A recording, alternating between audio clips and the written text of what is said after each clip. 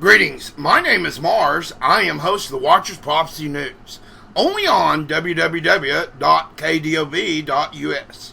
America's best Christian radio station. You can find us here every Saturday night, 10 p.m. Eastern Time, and Wednesday, 8 p.m. Eastern Time for our rebroadcast. And you can also find us on TuneIn and Shoutcast under the search term KDub Radio. Or you can come join us right here or see what we do at our very own private think tank called the Watcher Society on Facebook. Under the search term Watcher Society, I hope that you would come look us up. Urge you to come see what we do there as one of the oldest think tanks about the end of days ever. I want to assure you we always have epic information for your mind. Now I'm going to get into some deep stuff tonight. It's probably going to be quite shocking. So follow along the best you can because we're about to dive in very deep. John 3:19 through 21 states a very deep truth about the heart of mankind, saying, "And this is the condemnation that light is come into the world, and men love darkness rather than light, because their deeds were evil, for everyone that doeth evil hateth the light. Neither cometh to the light, lest his deeds should be reproved. But he that doeth truth come to the light, that his deeds may be manifest, that they are wrought in God." 1 John 5:10 says, "He that believeth on the Son of God hath the witness in himself. He that believeth not God hath made him a liar, because he believeth not the record that God gave of his Son." Thus, when a person has genuine faith in Jesus Christ, he knows for the witness of God is in himself. Luke 11:33 provides this insight. "No man, when he hath lit a candle, putteth it in a secret place, neither under a bushel, but on a candlestick, that they may come and see the light." The light of the body is the eye. "Therefore, when thy eye is single, thy whole body is full of light. But when thy eye is evil, the body is also full of darkness. The whole body therefore be full of light, having no dark part, the whole shall be full of light, as when the bright shining of a candle doth give thee light." Now, folks, we're going to have a little discourse tonight, not just about that, but about the news in general, and about the wickedness even in talk radio. See, there are many that are doing this only for money, for profit. They don't care how they make it, as long as they make it on the backs of someone else. Many years ago, Franklin D. Roosevelt said, "If they're not kicking your butt, you're not up front." Well, I don't care if I'm first or last, as long as God lets me open my mouth and inform you of the facts. Let me assure you, it is indeed about the path taken and the choices made, not about the fear of these events that you see every day in the news. Speaking of which, I do have some for you tonight that you need to know about. I have a deep-placed informant.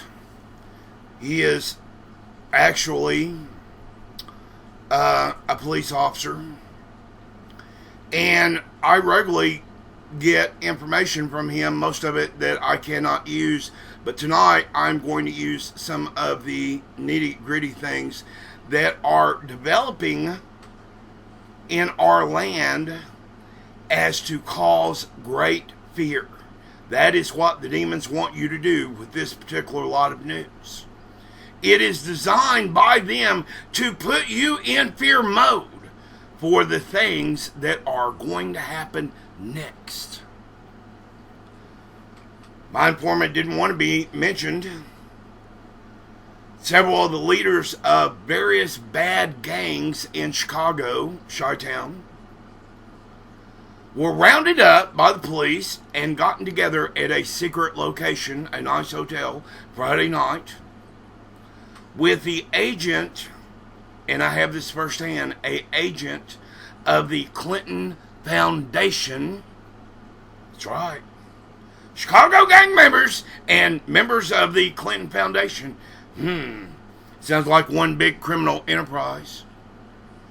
In an effort to make some kind of peace. That's the headlines. That's what they will tell you, that it's about making some kind of peace. Want you to know that's a demonic lie. This info turned out to be only half true, as the news source for me has come forward even with new information that the local police were also involved as well, Chicago Police Department, and the very most high-ranking members of that department were also present at this gangland meeting with the Clinton Foundation members and these gang members. What could that all be about? The deal was told to them that soon Strong Cities Network, deployment of UN troops, would wipe out all gangs in Chicago, and their only hope to stay, in other words, you want to stay in an incorporated gang, city of Chicago, that you would have to obey the will of the political leaders. These policies were given over in handwritten document to the leaders of each one of these gangs for private viewing.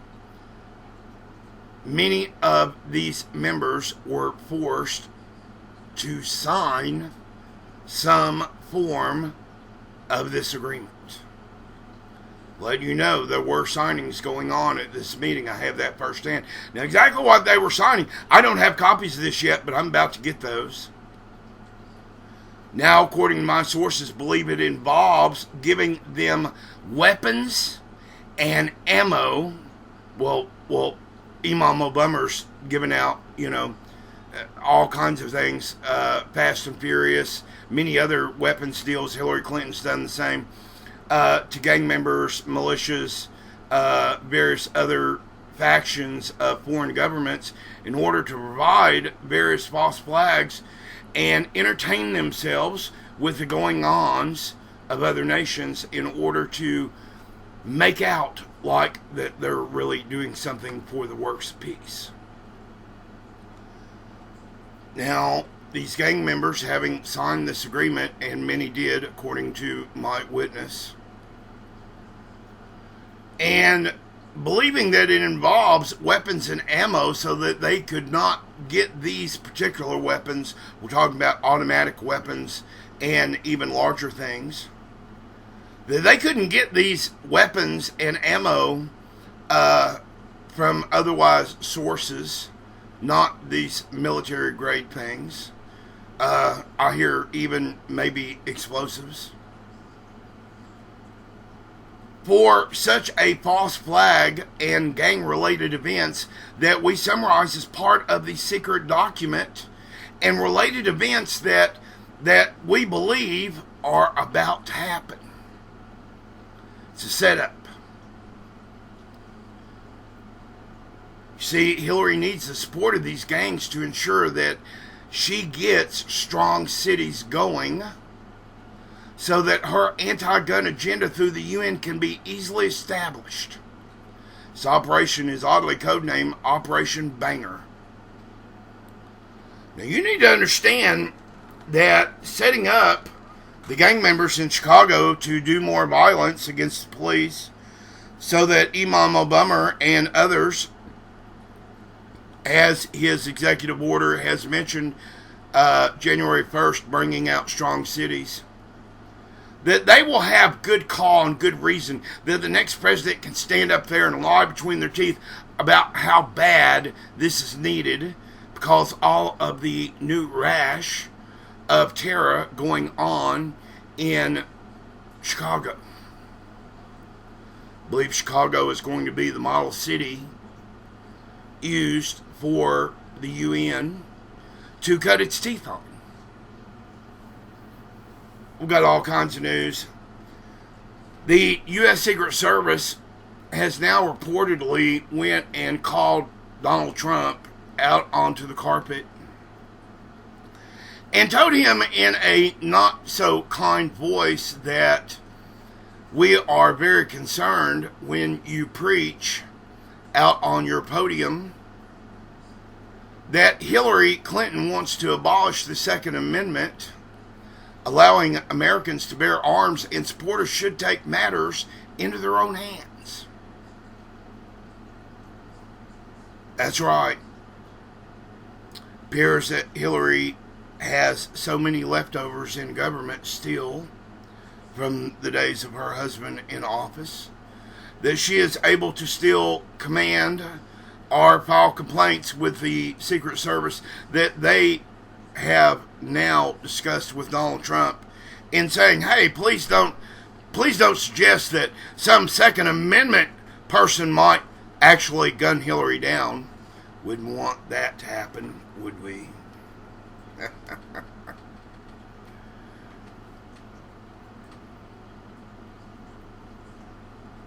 I am telling you, things are dire. The outlets have reported that the Secret Service was concerned when Trump said that Hillary Clinton wanted to abolish the Second Amendment. Well, I'm telling you, he has a point. She will do that. But we can't let our opinions about the things that we love about our government, about our freedoms, our Bill of Rights, bring us into a state of murderous rage. Can't do that. Apparently, the Secret Service has told Donald Trump the same thing. I get very upset when I think about Hillary Clinton. She's now up to 52 murders that I'm aware of in order to get where she's at, and we figure that it will take a few more. So much going on. But even when our leaders are making threats, not just at other nations, but at each other, the power and corruption are but just a signpost. As we walk by, as we're walking through, we're not of this earth. It's just a sign on the side of the road. Prophet Daniel spoke about the time of the end. Apostle Peter said, there shall come in the last days scoffers. Paul said in the last days peerless times will come. Christ's disciples asked him about the end of the world. Ladies and gentlemen, has that time come? How can you even be sure what days we're living in? Certainly isn't the days of your youth or childhood. The world has certainly changed a lot since then, hasn't it?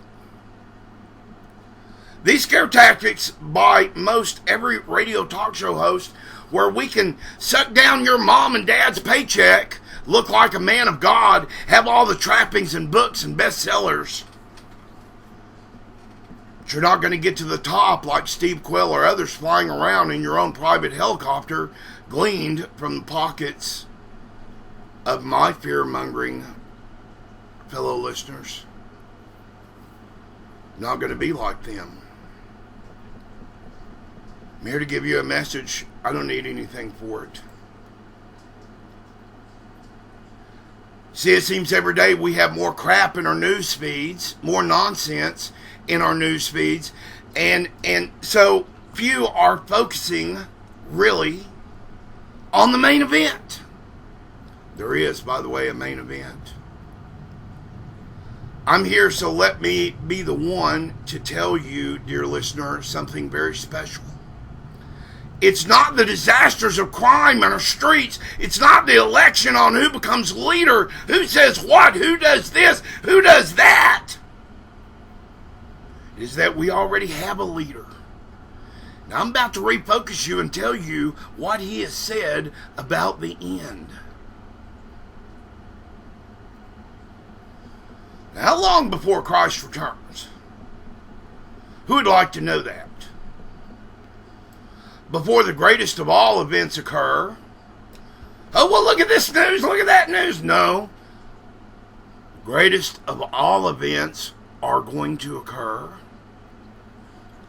The Bible speaks of a period called the last days, the time of the end of the world, the end of the age, the end of these things, the end of these days, and of a time when the course of human history as we know it shall be finished.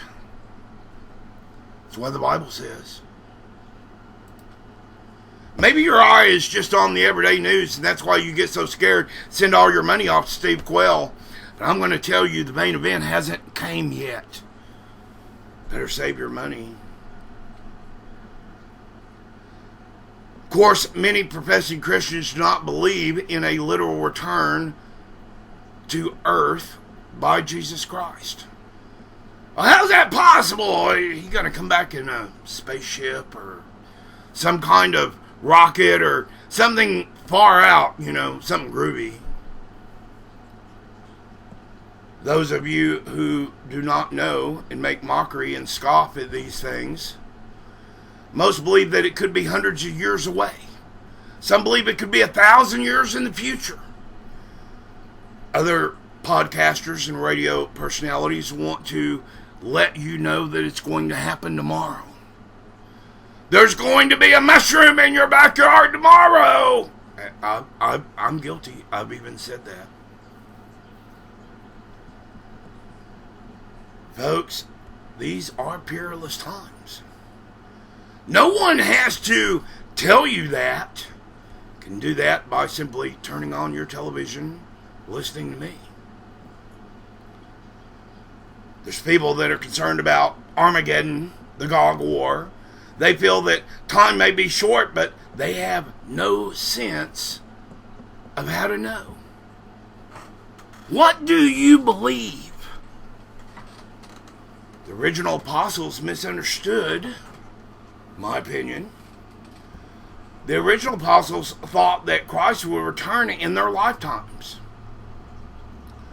Reading the scripture, that's what I conclude. I conclude that they believed it was going to happen then.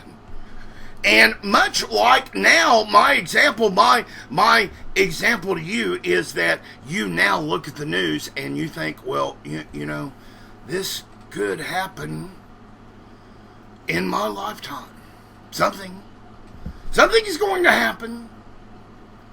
I can almost make bank on it. I can feel it. You ever said that? Oh, I can feel it. I know I can feel it.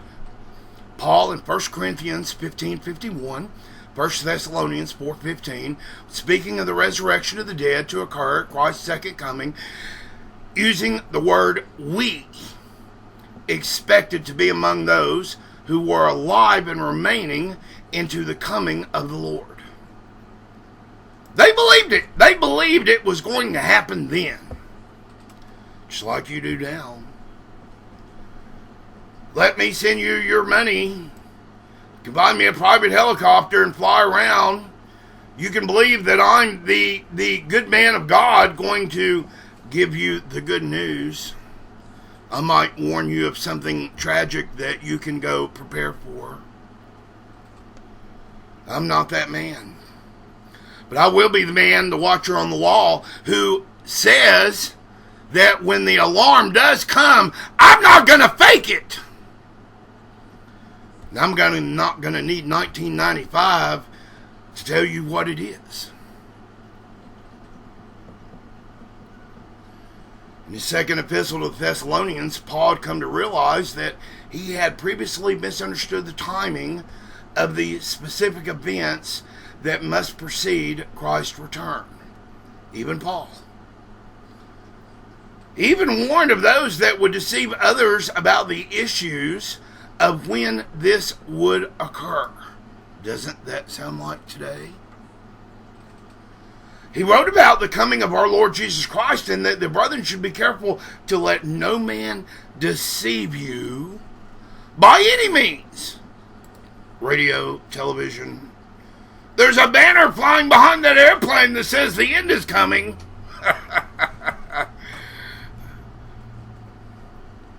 For that day shall not come, except there be a falling away first, and that the man of sin be revealed, son of perdition. 2 Thessalonians 2. Now, could you be deceived? I don't know. These things you're going to have to ask yourself. Christ's second coming, many would say we are indeed in the last days, including myself. If so, can you know for sure that this is true? How do you know, Mars, this is true? How do you know we're in the last days? Jesus said to his disciples, I will come again. John 14:3.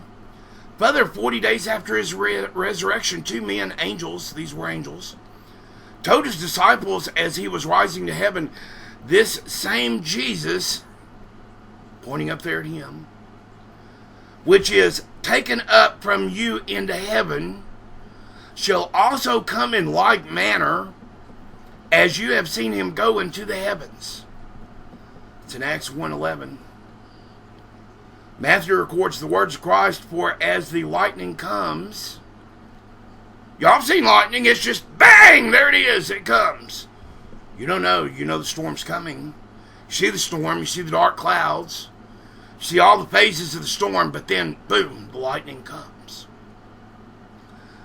So shall also be the coming of the Son of Man. Matthew 24. Will the world soon arrive at this climactic event? Again, how can we know? How do we know we are at that stage? How do we know? How does all these other talk radio hosts, all these pastors, all these preachers, all these people you listen to, how do they know? How do you know? How can we know? I want you to make no mistake right now. The Bible is very plain about the return of Jesus Christ. I go many times from channel to channel and I see the alternative media universe, and I see a very similar shocking pattern where everything that you turn into is about bad news. This is shocking headlines. You've got to read this. This is horrible things that are about to happen. Come look here. Come look there. Read my post. See, some of you may not have to worry about the return of Jesus Christ so quickly. May find yourself in a box long before that event occurs. That's right. Recently, one of my friends has passed away. Name was Diane Hines. She even was my co-host for about a year at the start of the Watcher's Prophecy News about 8 years ago. She wrote many of our previous shows. And she stayed a watcher until the very moment she died. In fact, her last post on Facebook was admitting that Jesus Christ was Lord of Lords and King of Kings in her life and proclaimed it to the world. Her last act on Facebook. It took a lot of courage to say such bold things, knowing that she may not wake up in the morning, and she didn't. I want my friends and family, my listener audience, to pray for their family. But I could quote so many more verses that speak of the second coming, Jesus' second coming to earth, when it will happen. And it doesn't hinge upon the opinions of anyone, certainly not the alternative media. Doesn't hinge on the opinions of men. However, before this climactic event occurs, and believe me, it will be the main event, many other things are foretold to happen in this period leading to the final terrible events that precede it. It's very interesting because alternate media will jump on every one of those things inch by inch and proclaim to you that they know it all. And that for a low price of supporting them, you can get better truth. Folks, I'm literally broadcasting on milk stands. I'm here tonight to give you the truth. This idea, this grand idea that the end of the world is some kind of subject of speculation, ridicule, general discussion, fascination, fancy, you name it, for the last 2,000 years, yet almost no one realizes how much the Bible shows that it can be understood definitively about this time, about this day and the hour. Certainly no one's going to know, not even the best watcher. Famous obsolete prophecy of Matthew 24, the disciples asked Christ. And these verses have been over and over by the Vatican and many of the others that believe they are God's direct representative on earth, and they know nothing. Nothing. They'll be the first ones to burn. Paul even says the church will be judged by fire in that day, so I cannot wait. See the look on their face when they discover that the Olivet prophecy and everything else that they have foretold you, they have been telling you wrong. They have been disclosing to you that they need your money for the fear that they could portray in front of you so that they could glorify themselves in their own riches and live a happy, normal life while you most certainly beg in the food lines. Know how hard it is today to even be American. You should try being a Venezuelan. Things are a little worse there. If you want to see what the end of the world truly looks like, move down there for a week and find out how it is that there's not even a single animal roaming the streets anymore. They've all been ate for food. He said, tell us, when shall we see these things? And what shall be the sign of your coming and the end of the world? After answering this question in detail, Christ, 33 verses later, added, but of that day and hour no man, no, not the angels of heaven, but my Father only. That's in verse 36. Know the time. Now, does this mean we can not know the general time of Christ's second coming? Because I want to get back to these previous questions. I want to get back to the ones that say, well, Mars, how do you know we're living in the end days? See, many believe this, including me. These same people shrug off any need to even be concerned with the timing of Christ's return. That's why I'm doing this tonight, because this is the main event. That's the only event that you should be worried about. It's the only event that you should care about. Yes, you should be watching. That is the only event that is worth anything at all, any bother. It's the thing that needs to be talked about the most. What does Matthew 24:50 say when it says, the Lord of that servant shall come in a day when he looks not for him, and in an hour that he is not aware of, and shall cut him asunder, and appoint him his portion with the hypocrites. Now, it seems like that time of coming and that swift judgment will be almost simultaneous right there, according to that verse. And if you do not know in what hour to be aware, you're going to definitely be in trouble. We're going to help that out tonight. It's clear that almost everyone is not looking for Christ's second coming at the right time. In fact, he will come when most are not looking for him at all, according to the Bible. We just read that. So why would man be focused on everything else, including the alternate media, Fox News, mainstream media, everyone else focused on something else? But it's clear that almost everyone is not looking for Christ's second coming. And in fact, he will come when most are not looking for him at all. So what will cause so many to not recognize the onset of such an enormous event? Oh, and it will be enormous. It will be an enormous event that will make the Great Deception and everything else on this planet shake. It will be unlike any other event. It will be a noticeable event. It will be an event that when it comes like lightning that quick, you're going to know about it.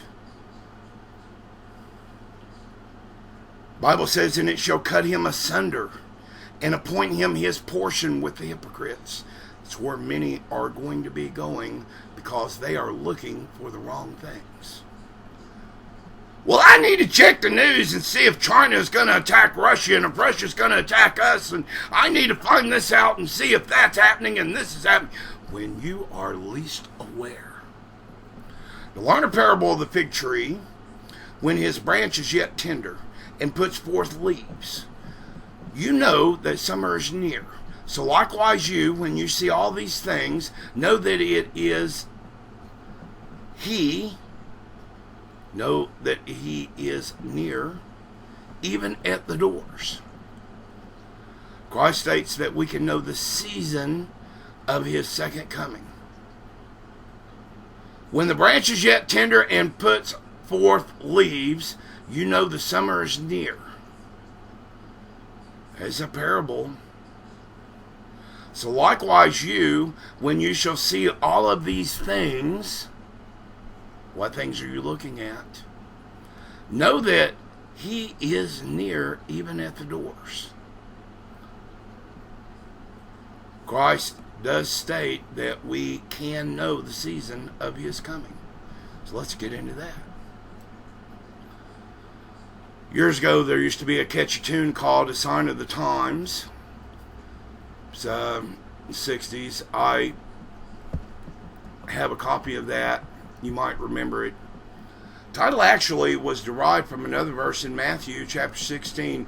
Pharisees and Sadducees confronted Christ, desiring a sign from him. We hear a lot of people talk about signs. And they desire this sign. Oh, I've got a sign. I was told this by God. I was told that by Christ. I was told this by Mary. I was told this by so well, who knows? It appeared at the foot of my bed, but I had this dream. Everybody is looking for a sign. Can you discern the sign of our times? Christ told his disciples, and when these things become to pass, then look up, lift your heads, for your redemption draws near. Luke 21:28, the things he referred to include the entire series of events that are prophesied to occur for the first time in history. Now, dear listener, these things are happening and they are intensifying now. Like I said, all you got to do is turn on the TV. All you got to do is turn me on. Turn on any alternative media host. You're going to hear why it's so important that you listen.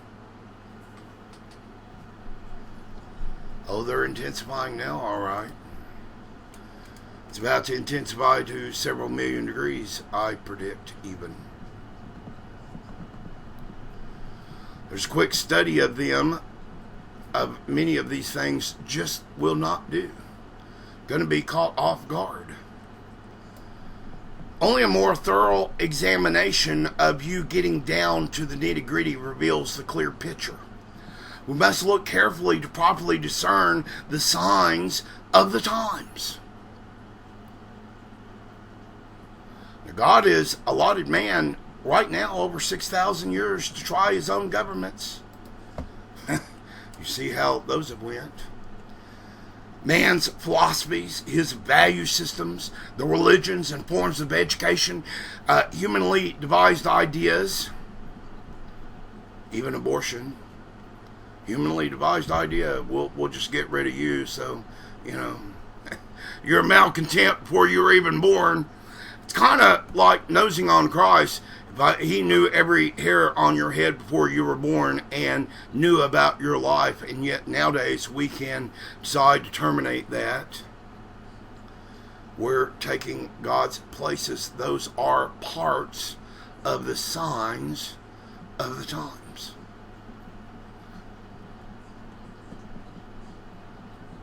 Humanly devised ideas of men cannot work in solving the world's truly big problems. 6,000 years is almost up, and in the very last 200 years or so, the world has changed so dramatically and so rapidly. We were growing in knowledge about 2% a year until the Civil War. Now we're growing at a speed over 18% a year. Our knowledge is doubling almost twice a year now. Events are speeding up in a way that has never been seen before. 21st century world, everyone is familiar with the kooks and oddballs who stand on the street corners like me, shouting, "Repent! The end is near." Folks, this isn't Hollywood. I'm not Leo DiCaprio. Movies have depicted many of these things, from alien encounters all the way to end of the world scenarios. And of course, no one takes such people seriously. They're just movies, Mars. But times have changed. Many now are not so rock steady. They have been so immobilized and so immersed in these things, these signs. Now all they do is go around looking for them everywhere. And many are the voices of reason. How are you going to sort those out? Who now tell us that something is wrong. Even terribly wrong. This idea of a one world government designed to save the planet and mankind from itself is heard more often. We're now hearing of UN troops about to come strong cities in our streets. However, no one seems to know how to have a strong city, a strong temple in themselves, because everybody's out to catch a sign. No one seems to know how to create such a government and then acquire the cooperation of everyone necessary to make it work. After all, how many of us do actually, when we do pray for our leaders and ask God righteously, even in righteous indignation, to scold them, to pronounce them, to say their name, to lead them in a more godly path, to do the right thing, not just for you and your family, but for all of those that they rule over. Look at your world around you now. What do you see? As a whole, the world has much more stable place until the early part of the 19th century. That time, the Industrial Revolution gave birth to the modern age. It was not until about a century ago that men began to drive cars and fly airplanes. And since then, civilization has gone into the nuclear age. I want you to know I'm 54 years old, and every day of my life I've lived under nuclear blackmail. I've been blackmailed every day of my life. But I'm looking for a sign! Folks, welcome to the space age, into the information age, into the microchipping age, into the age of technologies you can't even begin to comprehend. These rival and new inventions at the fastest rate in history now. You can upgrade your phone from an iPhone 4 to an iPhone 8 almost overnight. Just think the impact of the printing press, and you can appreciate how dramatically a simple invention can change the world. Modern computers have done the same, and there's no turning back from the huge impact of just this one invention. Jet travel has only made it so much easier for us to get around this last half century. And we should be spreading the gospel and not stopping at every port of call looking for a sign. You know, estimates vary, but it's now believed that mankind's total funded knowledge is doubling now to the point where we have doubled our entire knowledge. We're on the verge of that. Doubling everything we've knew. Everything. Not just doubling our own technology, but doubling everything. We're so smart now. We're almost like God. Remember the devil's early promises in Eden. Some think this could soon accelerate to every 6 months that we would double our technology. In the early 1970s, Alvin Toffler wrote a book called The Future Shock. I don't know how many of you have read that. See, I was an avid reader back in the day, and this large book describes a certain psychological stunning or shock effect due to the high speed of changes in society, how much easier it is to be shocked than it was when you were a simpleton. You can go back to some of the early experiments like the African Coke bottle experiment. You know, those people that would find a thing like a Coke bottle and start worshiping it because they've never seen a Coke bottle and couldn't imagine it, and for them it must have been a sign. But Topher has demonstrated that these changes began occurring in the 70s at such a rate that people would no longer properly process them. Society as a whole began to go into what Topher described as overload or shock syndrome. Now, I agree with that. In order to get anything across to you nowadays, I must say the word fantastic, or it's shocking, or it's a revelation, or it's superb, or outstanding, or splendendous. It's tremendous. You've got to come check it out.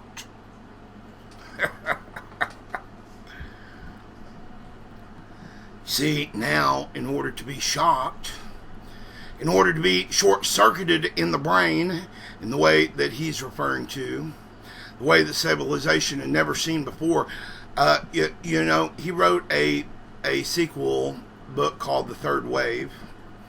Second book describing the advancing of this condition. Let's consider some Bible passages that describe certain critical end-time prophecies so that you can understand this shock and awe effect, because the devil's going to use it too.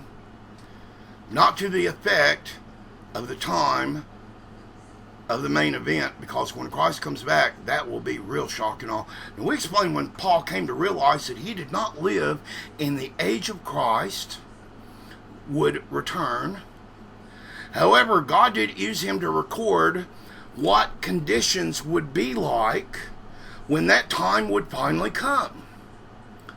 Now consider this prophecy, the widespread degeneration attitudes of character just prior to Christ's second coming. He wrote, "This know also, that in the last days perilous times shall come, for men shall be lovers of their own selves, covetous, boasters, proud, blasphemers, disobedient to parents, unthankful, unholy, without natural affection, truce breakers, false accusers, incontinent, fierce, despisers of those that are good, traitors, heady, high-minded, lovers of pleasure more than lovers of God, having a form of holiness, but denying the power thereof. From such those turn away." It's in 2 Timothy 3, 1-6. Now, let me tell you this. Every alternative news media channel is saying the same thing. This is powerful. This is something you must look at. You've got to see this. You've got to come tonight. You've got to be here. You're not going to want to miss this. When Christ comes back, do you think you're going to miss that? There is a powerful prophecy describing the complete breakdown of character in the last days. This time has come. These widespread conditions grow daily. All you got to do is look around. People's conduct is rapidly changing. Can't you notice that? Don't you see it in families? Don't you see it in your friends? Don't you see it in your workplace? Don't you see it on television? Don't you see it in the movies? Don't you see it everywhere? The Bible just got finished telling you that's a condition, that's a sign of the things that Christ said were going to happen when he was even at the door. Seemingly always for the worse, it seems, mankind believes more and more outrageous, outlandish things. Doesn't matter how you would persuade them. It is almost like the governments of this world are putting on a test just to see how many people that they can sway with deceptions. How many of these people are true kooks? How many believe in flat earth? We know that can't be true. It's not. The Bible says the earth is a sphere. I'm going to believe that. Solomon said the earth was round. I'm going to buy into that. I'm telling you, it doesn't take much to be deceived. I could just throw a few nice, juicy, little pretty-looking facts right at you and tell you such a grand scheme and such a great story. You'll buy it till it's proven to be a lie. Who can doubt this trend on earth? Y'all recognize that when I read this book, it wasn't, I don't believe, intended to be written in a in-depth fashion. Otherwise, many pages would be required just to describe the conditions that Paul refers to in this one single prophecy. But I'm seeing it every day right here on earth. Conditions that Paul refers to in one single prophecy. The degeneration of people's attitudes and behavior is stark when compared to even a generation ago.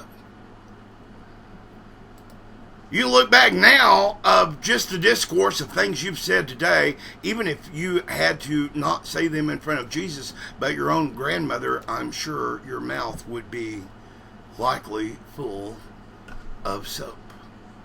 There's another sign. If you're looking for signs, there's one. Always been acts of terrible violence, but now they occur more often. Why? There have always been liars, but now the problem of deceit is more pervasive than ever. There's always been adultery, but the percentage of people who commit it now is epidemic. We even have websites dedicated to your satisfaction in fornication. There's always been divorce, but today it is even more common. There's always been disrespectful young people. Soon the entire generation will have gotten the fifth commandment, honor your father and mother. While there's always been thievery, statistics show that it has never been worse in the most affluent countries where people already have more physical possessions simply because of where they were born. United States has been blessed. Our people have a lot of things. Makes it very nice and juicy for thieves, so you could suspect, well, there's many mansions here, so there's going to be more thieves. Mars, how could that possibly be a sign? So much more could be said of each of these terms or phrases that are used in Paul's prophecy. And we've not even talked about pornography, child abuse, abortion, crime and trends, and perverted sex, drug abuse, hatred, and war. All of these conditions have combined to create an age correctly described as perilous. Let's translate that, means very dangerous. Collectively, this becomes an indicator that we are indeed in the last days. Now, I've took this Olivet prophecy apart and taken together after such analytics, I have come to believe slightly different things. Matthew 24, Luke 21, Mark 13, Christ Olivet prophecy. And the account begins with his disciples in Matthew 24:3 asking him about the events that would precede the end of the world. Now, folks, you're going to want to hear this because every alternative media site is telling you tomorrow, the day after tomorrow, February the 19th, April the 3rd, June 7th, 17, whenever. It's almost here, they'll tell you. This time what was being sought was a sign of when the end of the age of civilized society as we know it would come. And as mentioned, his disciples originally believed this would occur in their own lifetimes because they saw it in conjunction with the destruction of the physical temple in Jerusalem. This is because Christ had just explained this coming destruction moments before they had asked them their question. While this temple was destroyed by the Romans, indeed in 70 AD, Christ understood that his second coming would be over 19 centuries later. He prophesied that certain other events would precede it. Now I'm going to show you why. Because this main event is what you're watching for. You're not watching for a Russia-China war. You're not watching for the U.S. economy to melt down. You're not wondering why Social Security didn't give you your check this month or you didn't get your food stamps. You better be paying attention to the main event. Christ described the breakdown of character similar to the way Paul did. In even more detail in verses 36-39, Christ warns that conditions would mirror the days of Noah. Well, that was pretty rough. Which Genesis 6, 11 and 12 describes the earth was also corrupt before God. And the earth was filled with violence. Filled with violence. And God looked upon the earth, and behold, it was corrupt, for all flesh had corrupted his way upon the earth. So in other words, God had a way, but on that way, was there a sign? You didn't get that, did you? Corruption is mentioned 3 times in this one short description. Yet this passage is highly specific and speaks of man as having individually and collectively degenerated into a condition of absolute corruption with civilization filled with violence. Notice God's use of both the singular word his and the collective word all to drive this point home. Consider how often acts of mass violence now occur in schools. The agenda of our government, the false flags, the black flags, restaurants, shopping malls, other places, in ways that were virtually unheard of until recently. Who would have ever heard of serial snipers on some tower at a school building? Or some serial sniper killer monster breaking in your school and gunning down every child in the class? What kind of times are we in? Are those signs? Relatively new phenomena, terrorism is also now becoming a global thing in nature in every kind of way. And it must become this way. This is prophesied to spread worldwide according to the Bible. In Luke 17, Christ also compares the condition at the time of his return to those found in Sodom and Gomorrah. Genesis 18:19 showed that these 2 cities were beyond rotten and evil. And folks, today when you go turn on the news, you will notice that every single thing they tell you will remind you of Genesis 18 and 19. Not one good story there to be told. Now, is that a sign? that just before God rained fire and brimstone upon them, only 3 people, Lot and his 2 daughters, his wife later turned to salt, were deemed worthy to escape. Also, only 8 people were allowed to enter the ark before God flooded and destroyed the world. Ask yourself, how much longer before the conditions cannot grow worse any longer here, right now? What sign are you looking for? What about religious confusion? You confused religiously? Matthew 24:4-5 records Jesus' warning about a coming great deception. He said, "Take heed that no man deceive you, for many shall come in my name, saying, I, Jesus, am Christ, and shall deceive many." In other words, many will claim to represent Jesus in knowledge that Christ was indeed the Christ. Many will appear to be godly. Many will tell you they're watchers on the wall. Many will say, "Oh, we're watching," while bringing you a message that deceives their listeners. The many divided, the many confused, the disagreeing and competing groups within professing Christianity today surely prove the accuracy of Christ's very words. Now, it's critical to me to note one other aspect of Jesus' warning about those who would say Christ was Christ. Almost all modern preachers stress the person of Christ, Jesus himself, instead of the message that he brought. They focus on the messenger instead of his message, saying that Christ was, in fact, the Christ, the Messiah. That is a true statement. I agree.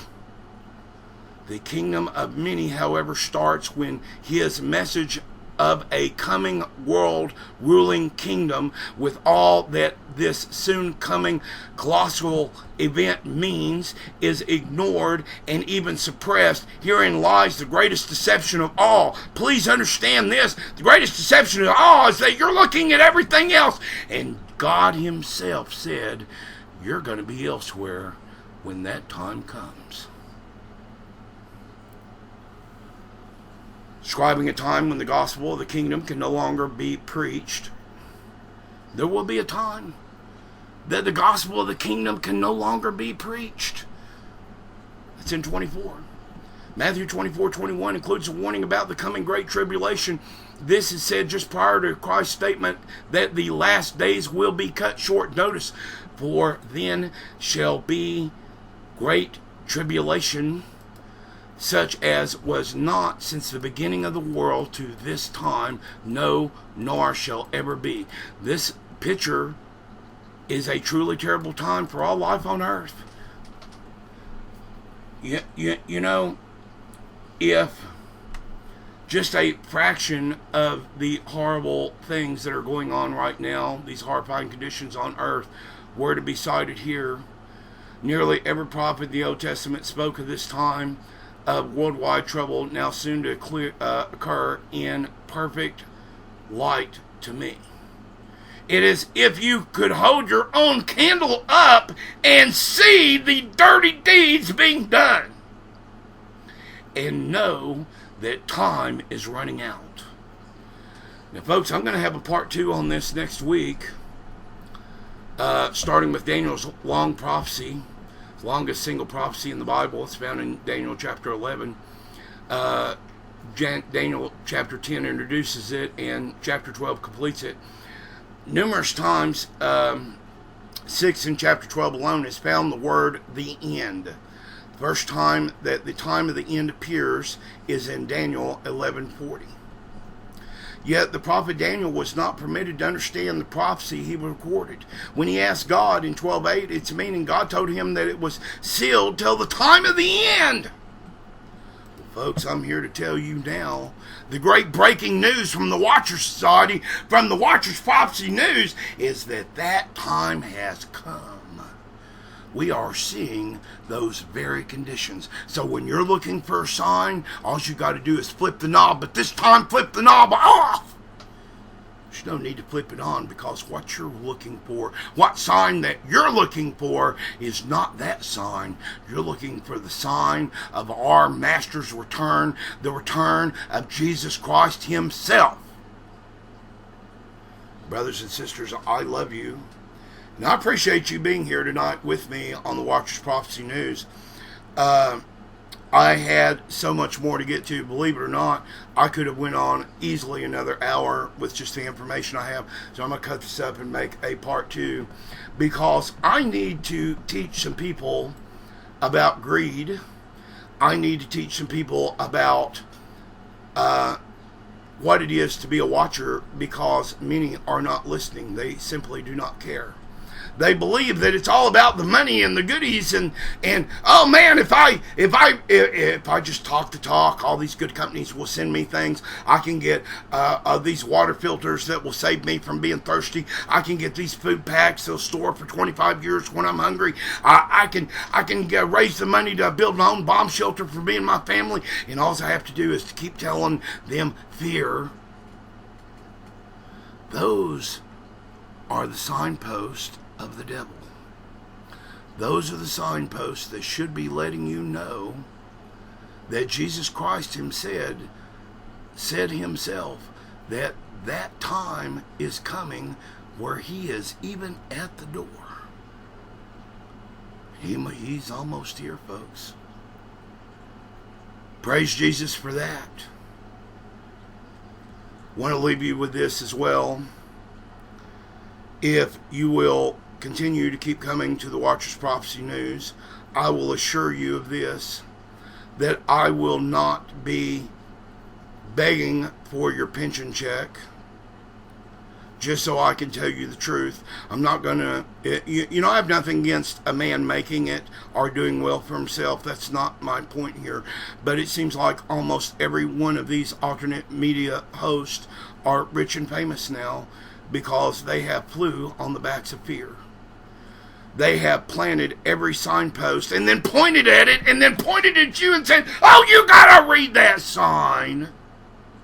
Better stop here. Better get off here. Folks, the only place you need to stop is in your Bible. You need to learn about Jesus Christ and his loving nature, and that he will save you from sin if you will ask him. This is Mars for the Watcher's Prophecy News. Good night.